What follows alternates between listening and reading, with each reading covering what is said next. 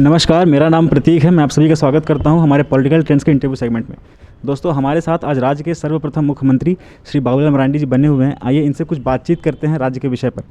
Sir, सबसे पहले आपको नमस्कार और आपका हार्दिक स्वागत है हमारे चैनल में। सर, आपको झारखंड के पहले मुख्यमंत्री होने का गौरव प्राप्त है। हम आपसे पहले ये पूछना चाहेंगे कि जो मौजूदा सरकार है, क्योंकि जो झारखंड को लेकर जो विज़न है, मुझे लगता है आपसे बेहतर कोई नहीं समझ सकता इसको।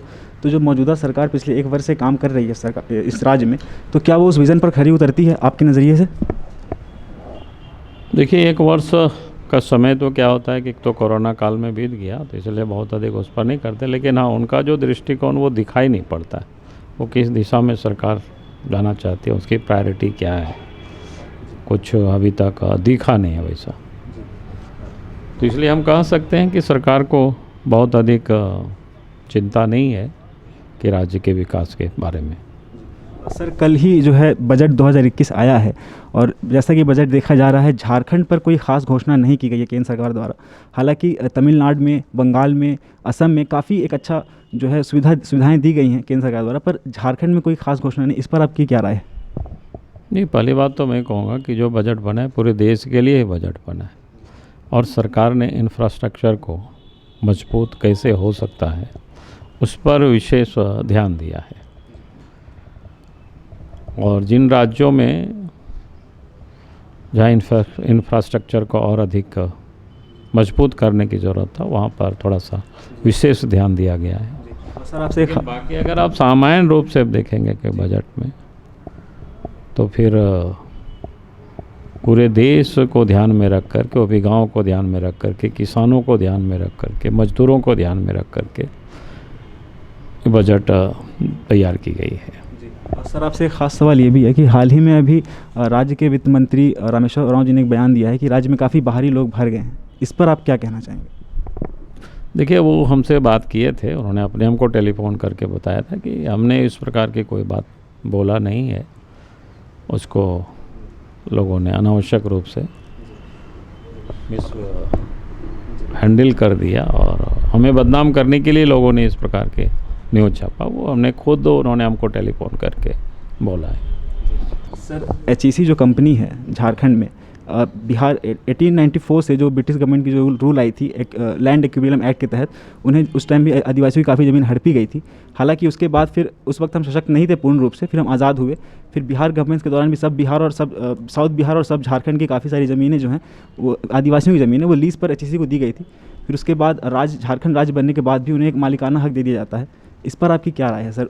मालिकाना हक किनको दिया जाता है? HEC कंपनी को। नहीं, पहली बात तो मैं कहूँगा कि आज भी जो ज़मीन है सरकार ने एक्वायर करके HEC को दी हुई है, और जहाँ कहीं भी कोई उद्योग धंधे लगते हैं तो सरकार ज़मीन एक्वायर करती है और एक्वायर करके फिर उद्यमियों को ज़मीन देती है ताकि उद्योग धंधा बढ़े और रोज़गार मिले लोगों को। और सर, जो झारखंड के खाद्य हैं दिन पर दिन हम देखते हैं कि वो विलुप्त होते जा रहे हैं, उस पर कोई ख़ास कदम नहीं उठाते हैं। झारखंड की जो देसी खाद्य हैं सर, यहाँ के जो कुजीन है, वे जो व्यंजन है इस राज्य के, वो उन पर कोई ख़ास कदम नहीं उठाया जा रहा है।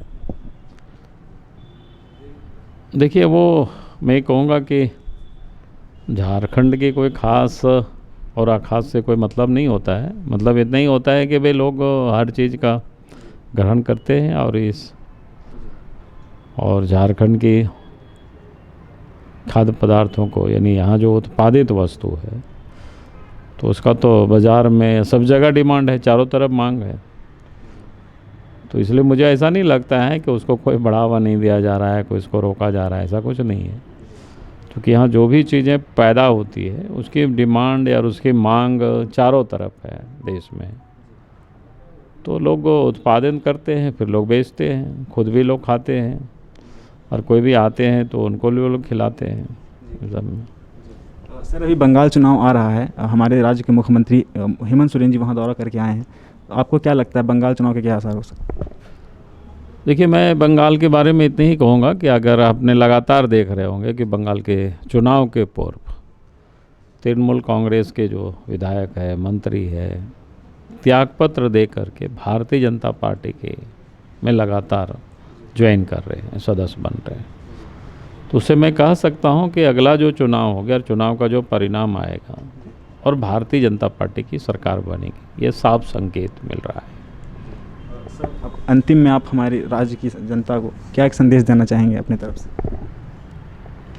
बस आज तो मैं इतना ही कहूँगा कि हम सब कोरोना के काल से गुजर रहे हैं। जिस प्रकार से हम सब लोगों ने सावधानी बरते हैं, तो इस सावधानी हटे नहीं, इसकी जनता को हमेशा ध्यान रखना होगा।